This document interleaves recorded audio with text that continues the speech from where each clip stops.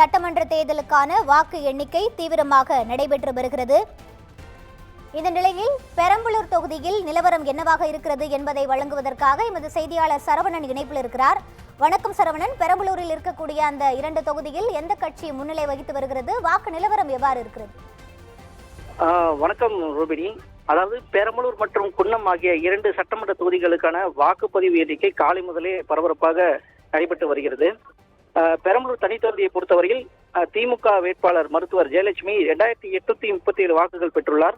அதிமுக வேட்பாளர் தமிழ்ச்செல்வன் 2451 வாக்குகள் பெற்றுள்ளார்.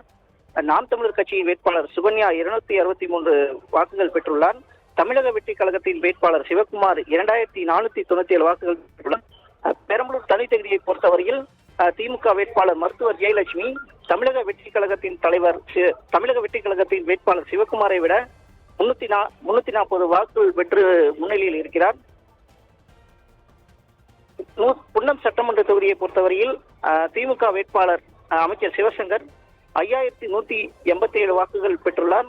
இந்திய ஜனநாயக கட்சியின் சார்பில் வேட்பாளர் சரண்யா அன்பழகன் 724 வாக்குகள் பெற்றுள்ளார்.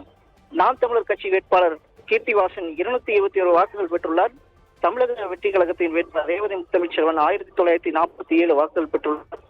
குன்னம் சட்டமன்ற தொகுதியை பொறுத்தவரையில் அமைச்சர் சிவசங்கர் முன்னிலை வகித்து வருகிறார்.